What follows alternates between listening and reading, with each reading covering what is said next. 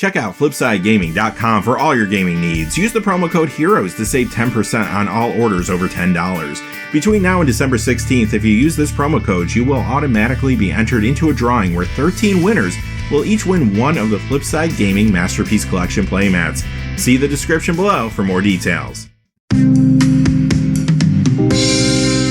Hey there, this is John from Heroes and Legends, and welcome to the special edition of the Magic the Gathering Market Watch.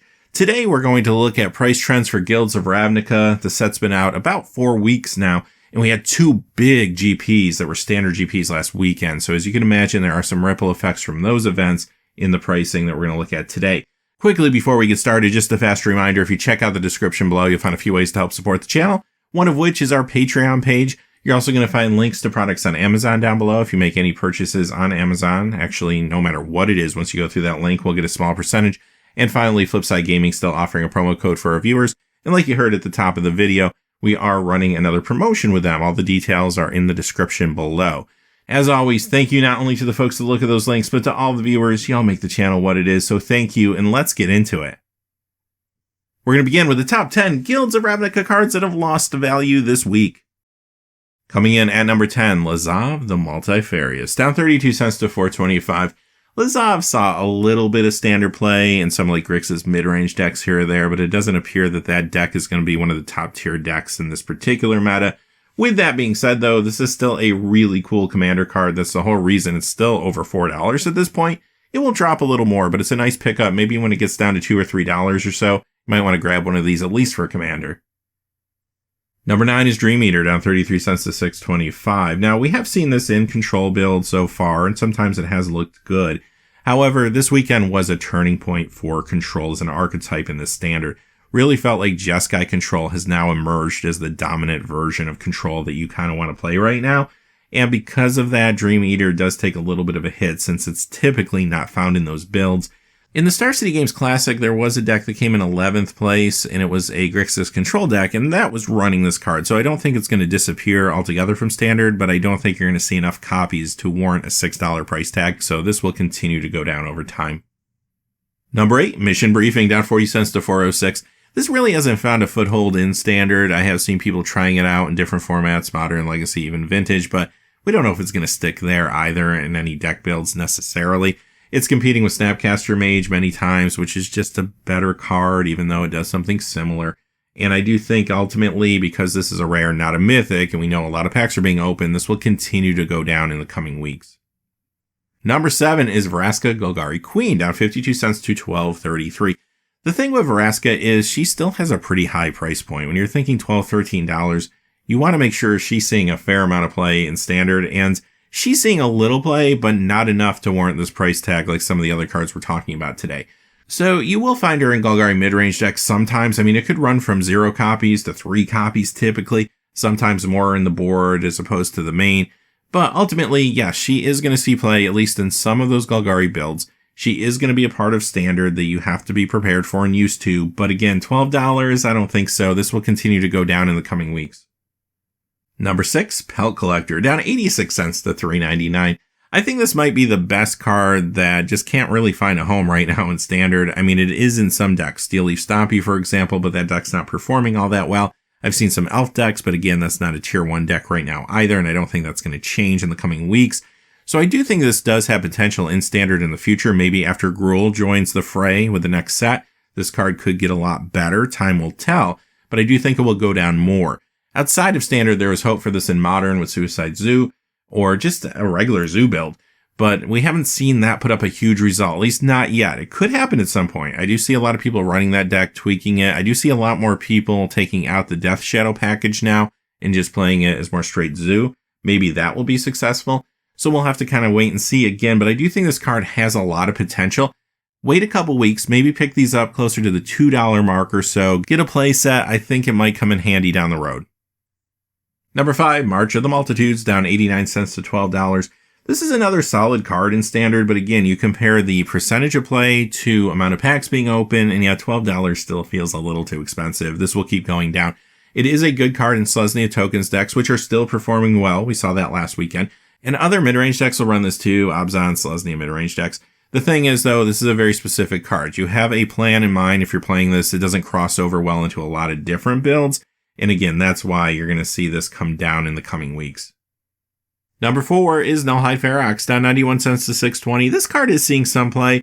If you look at the top 8 of Grand Prix New Jersey last weekend, there was a 5th place Selesnya Tokens deck running 4 of these out of the sideboard. So it is around. Obviously, some of the other builds that it was in before, like Steel Leaf Stompy, not doing so well. But it's still kicking around. Is it enough to warrant a $6 price tag? Probably not, and I do think this will go down some more. In Modern right now, there's a lot of buzz around that Kragenwick Cremator deck, which is a Naya Monsters deck, which typically runs at least one copy of this. So there's another place where it could show up maybe in the future, but again, that deck does have to prove itself, so keep that in mind. I do think this will lose more value before all is said and done. Number 3, Assassin's Trophy, down 91 cents to 1906. So this has been going down every week, but you do have to kind of put that in perspective. It had a very high pre-release price, around $25. So it's natural as packs get open, no matter how good the card is, it is a rare, not a mythic, it's going to lose value. It's down to about $19 now, and I do think it could come down at least a little bit more, but I don't know if it's going to go down all that much, honestly, because it is seeing a lot of play. In Standard, Golgari midrange decks will typically run this, although they do vary pretty wildly when you look at different deck lists. So some don't. Some will run this in the main, some out of the board, or a combination of the two. However, it's usually seeing play in the more successful ones, so I don't think that's going to change. Outside of Standard, it sees play in a number of places. It did very well in the main deck of Jund last weekend. We also see it coming out of sideboards of decks like Dredge. And Legacy, we've seen it coming out of sideboards there too. So this is a card that a lot of different players will want, and it's always going to feel high price for a rare, but it is seeing a lot of play, and that's the reason. Number 2, Doom Whisperer, down 96 cents to $24. Still pretty expensive, even though it's going down a little this week.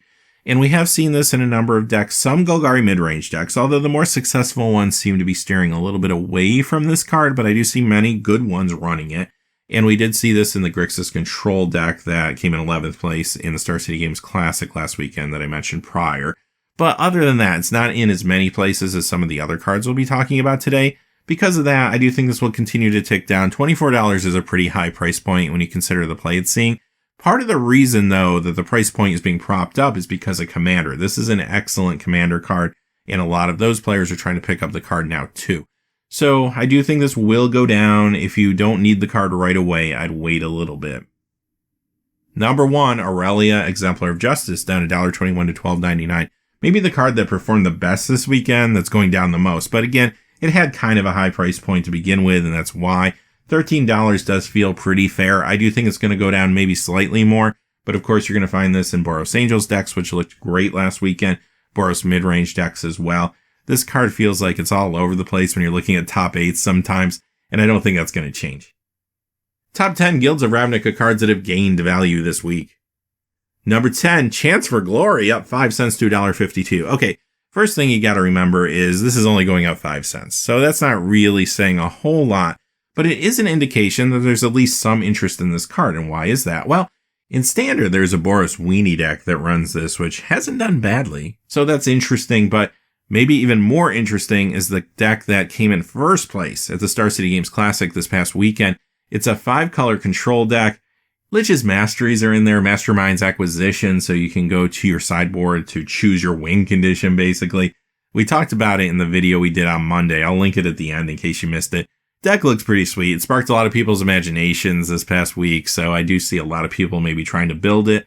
Can it put up a big result going forward? Well, hard to say. I mean, the Star City Games Classic was a smaller event compared to the GPs, and more people might be prepared for this deck now, so maybe it doesn't go anywhere from here, but if it does, if you do see this putting up some bigger results, a lot of people might be scrambling to grab this card soon.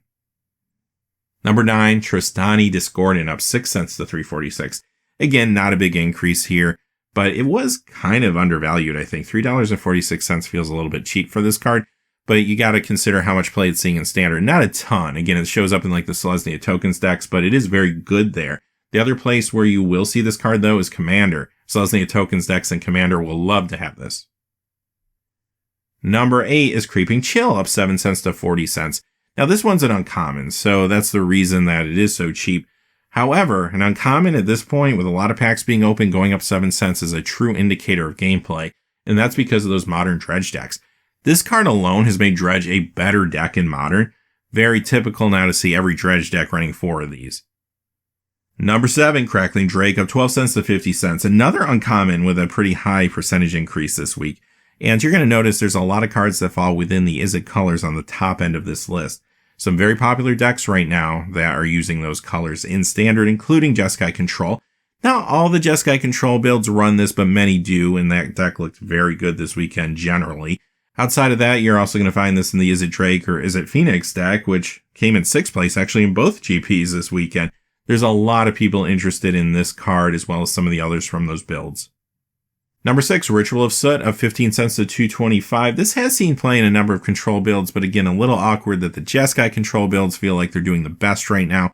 So I do think there's going to be a little bit of a loss of interest in this card in the next week or so. Also, though, it is in some of the Golgari mid-range builds. $2.25 feels like a relatively fair price for this card. It will probably settle in around this price point. Number 5, Deafening Clarion, up 26 cents to 275. I do think this one goes up a little more. It's seen a lot of play, sometimes out of sideboard, sometimes in the main, but it's in a lot of different decks, including Jeskai Control, of course, which is great right now. Boros Angels, another really solid deck currently. Some of the Boros mid-range decks or aggro decks, we've seen this. Feels like it's all over the place when you look at top 8s, honestly, every weekend. So I could see this settling in just a little bit higher, maybe not a whole lot higher, perhaps closer to $3 for the short term. Number 4, Lava Coil, up 41 cents to $1.29. Another uncommon and another card that's seeing play all over the place right now. You're going to find this in the aggro decks like Mono Red and Boros. You're going to find this in a lot of the Boros Angels builds. You're going to find it in control decks like Jeskai Control. You're going to find it in the Izzet Drake deck. This card is an incredible uncommon. You'll find these in the board. You'll find them in the main. They're all over top 8s right now. And when you see an uncommon moving like this is going to be a serious uncommon in this particular Standard environment and many more to come. This feels a little bit like a braid to me when it comes to the gameplay that it's seeing. Number 3, Niv Mizzet Parent, up 44 cents to 289. Another Izzet card here, not a coincidence. You're going to find this in Jeskai Control many times out of the sideboard. You're going to find this in some of the Izzet Drake decks. It's just another very popular card right now and some decks that are performing pretty well. Number 2, Steam Fence, up 79 cents to 1083. I don't think I need to tell you why this is going up. All the big decks, all the hot decks right now are running this, obviously, in Izzet colors. And it also sees a lot of Modern play, too. It has for a very long time. Number 1, of course, who else could it be? Arelight Phoenix, up 678 to 2201. The reason this continues to jump is because it was very underestimated going into the release time period. So the price of this card early on was very cheap. Now, since then, it has adjusted for the amount of gameplay that it has been seeing over the last few weeks. Now, in Standard, of course, this is a key part of those Izzet Drake or Phoenix decks, and the deck looks very powerful. I mean, 2 of them made top 8s in 2 different GPs this weekend. It looks like a lot of fun to play. And when you leave Standard, think about the Modern aggro decks that are running this. Right now, there's an Arclight aggro deck, and there's also the Runaway aggro deck. Both of those have potential to be solid aggro decks in the future in that format. So put it all together, this will go up a little more. I do feel like this will probably settle in closer to the $30 mark. Consider this similar to Rekindling Phoenix when it comes to value. All right, with that being said, that's the Market Watch for today. Saturday, we're going to be back with our regular episode of the Market Watch where we talk about everything outside of Guilds of Ravnica. But until next time, hey, thanks for watching. Please remember to like and subscribe and have a great day. Hey, thanks for watching. This video is made possible by the generous support of viewers like you on Patreon. Check out the description below for links to our Patreon page as well as our Amazon affiliate store, where a small percentage of all sales will also help support the channel. Finally, if you haven't had a chance yet to subscribe, hit that subscribe button so you don't miss any new videos on Heroes and Legends. Talk to you again soon, and have a great day.